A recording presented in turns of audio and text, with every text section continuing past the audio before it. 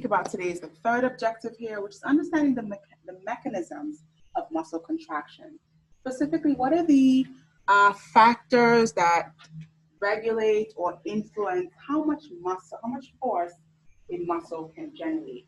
And in order to do so, we're going to speak about the twitch. Okay, we're going to speak about the twitch.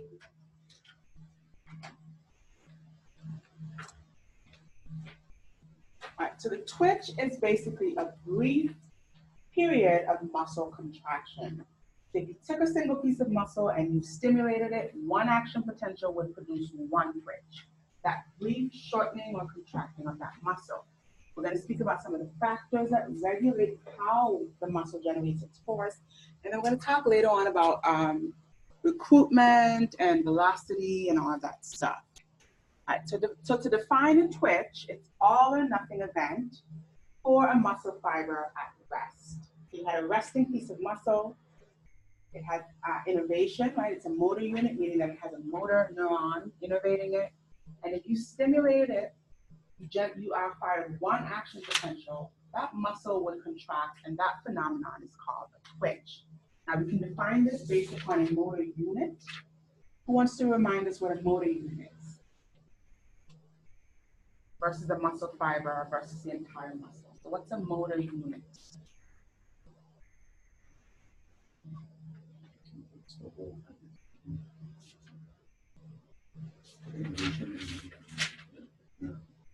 Right, so it's the muscle, right, and then the neuron. But we know from prior knowledge that a single neuron can innervate how many fibers? One or many? A single neuron, single alpha motor neuron innervates how many muscle fibers? Many, right? That's a motor unit. So a neuron and all of the fibers that it innervates is a motor unit. So when we speak about the twitch, we can speak about it on a level of a motor unit, meaning all the fibers that shorten. We can speak about it on a muscle fiber level, meaning that single muscle fiber shortening on its own. And then we can speak about the entire muscle belly, and the entire muscle belly has several motor units, right? So we can speak about the twitch on several levels. Now let's look at the phases of a twitch.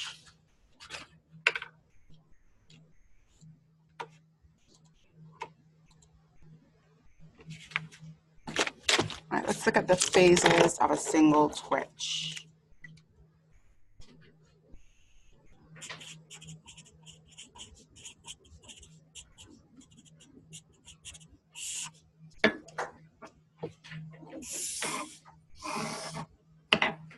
Now again, we know that if we stimulate a muscle, it's going to contract. Now that contraction is going to generate some force, what we call the tension. So the tension or the force is the power that is produced when a muscle contracts. Now that power can be used to do work, like lifting a load or such, right? And so when we look at a graph of tension versus time, there are three events which categorize a twitch. Okay.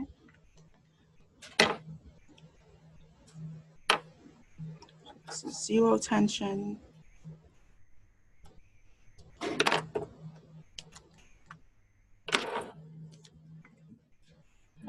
we start out with zero tension or zero force, and then we gradually increase the tension or the force till we get to a peak. And then at that peak, the tension or force sort of drops off, right? So these characterize three phases of the twitch. The first one is the latent phase. That's the first part of the twitch.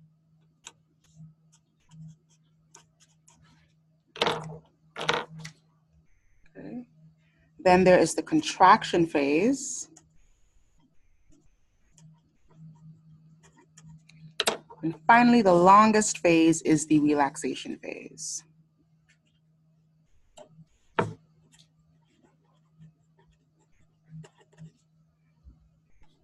Okay, now let's speak about the events that takes place in each of these phases.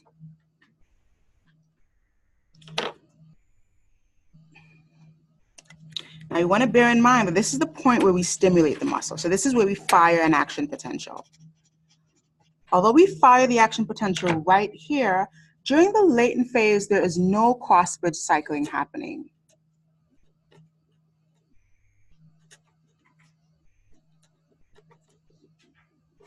All right, so during the latent period or the latent phase, we have no cross-bridge cycling.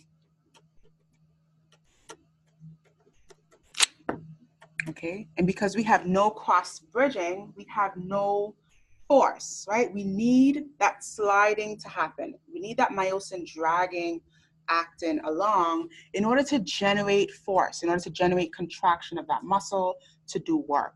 And during the first part of a twitch, there is a period where we're allowing time for calcium to get into the cytoplasm, right? For excitation, contraction, coupling to happen.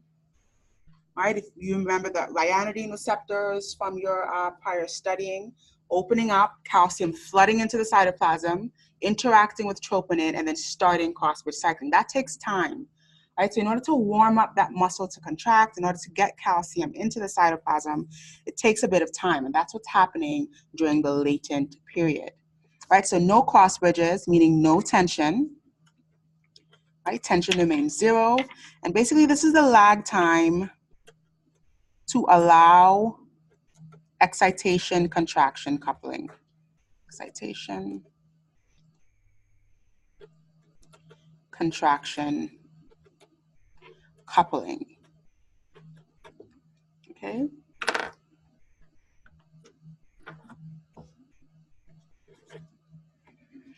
The second period here is called the contraction phase. And in this phase, we actually start to generate some force. We generate some tension because now we have some of those actin filaments being dragged along. We have calcium has already come in. It's already binding onto troponin, exposing those actin, those are myosin binding sites on actin, allowing myosin to bind to actin, and then some dragging is happening here. So we have some contraction happening. We have some force being generated. So this is where tension or force rises.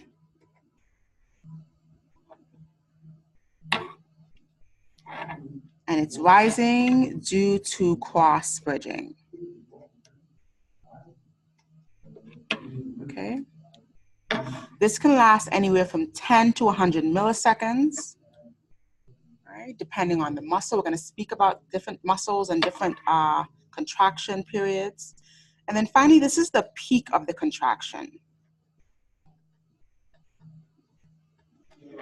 Meaning that this is the maximum force that this muscle can generate. It's going to go all the way up to its max, and then we'll start. Question line? 10 to 100. I said 10 to 100, but I wrote. So 10 to 100 milliseconds. Thank you. Okay. And then finally, the relaxation phase. This is the longest phase of the twitch, right? The relaxation phase.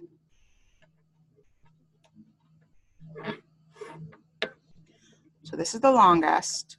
And what do you think is happening in this phase? Speaking about the muscle fiber, speaking about calcium and troponin and tropomyosin, what do we think is happening during the relaxation phase? Calcium diffusing back into the SR. Good. Calcium is diffusing back into the sarcoplasmic reticulum. It's leaving the cytoplasm, it's leaving the cytosol, right? It's going back into its storage area, which is the SR.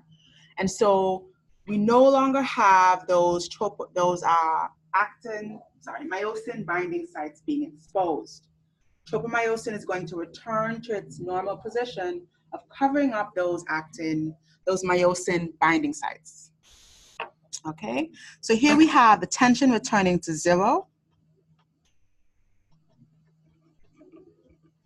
Right, so the tension gradually drops back off as we lose that calcium out of the cytoplasm, and cross-bridging decreases.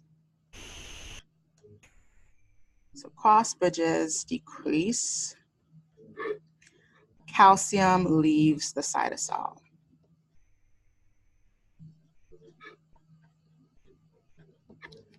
Okay. So looking at the phases of the twitch makes one principle very clear to us. We need calcium in the cytoplasm in order to generate muscle contraction, right? We need to have calcium present. Okay, this is a very important relationship. The more calcium we have, the more cross bridge we have, the more force we can generate. The less calcium we have, and calcium leaves the cytoplasm, we have no force. We have no cross bridge happening. We have no force. Okay, that's very important here.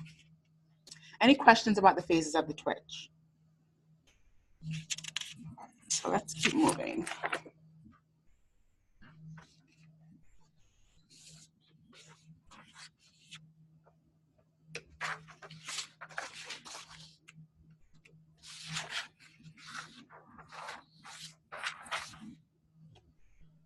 Okay, so this slide pretty much summarizes those events. We have our latent period, which is the beginning period, right? It's a few milliseconds, very brief, and it's allowing for calcium to come in, uncover those binding sites, and allow cross-bridging to happen. Contraction is going to be, again, that active period where we're now generating force. Okay, so now we can see tension starts to rise, cross bridges are actively happening, and this is the contraction phase. And finally, the longest phase, which is the relaxation phase. Calcium now is leaving the cytosol. Tension starts dropping off. It's the longest phase to happen. This takes some time as well. And so we have calcium being reuptaken into the SR, and tension gets back down to 0.